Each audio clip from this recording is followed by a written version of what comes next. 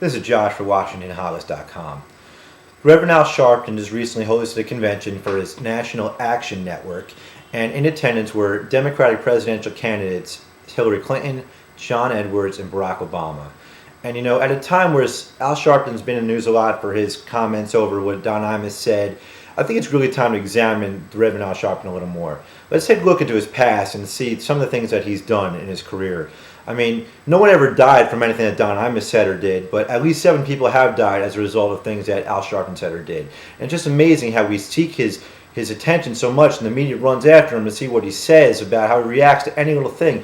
Who died to put him in charge of the entire black African American movement in this country? It's just ridiculous.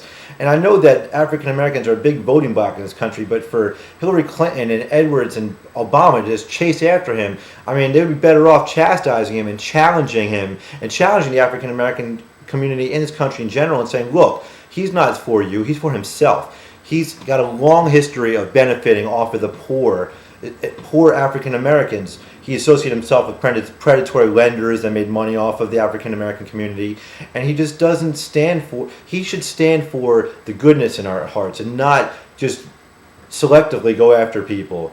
I mean, where was he in the Duke civil rights case, in the lacrosse case, when the case first came out, and it was an African American female calling rape against 3 white guys? He was all on the side of the female. And then when it finally came out that the story was all made up, there was no evidence, and he's supposed to be a supporter of victims' rights, well, since the victims are white, guess what? Not seeing him at all. So I really wish that instead of courting him so much and really kissing his ass, Edwards, Obama, and Hillary would really stand out against him. And you know who he's going to support in the end. There's not a chance in hell that Al Sharpton is going to support anyone other than Barack Obama. There's no way he's going to support a white candidate over a black candidate. Not happening. So Edwards and Clinton, you're wasting your time. And Obama, you already have this thing locked up. His support, why not speak out against it and say, look, I don't condone the things you said. You're not an elected leader of the people.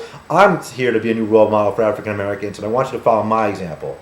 And so that's what I would like to see, but we're not going to see, because fortunately the people that are running for president on the Democratic Party side are all pretty gutless, and it's tough to say that, but it's true. So that's why I think in the end the Republicans end up winning the presidency again, because the Democrats can't stop stepping on their own 2 feet. And this is just another example. So while you're recording the votes, why don't you speak out for some principles in the meantime?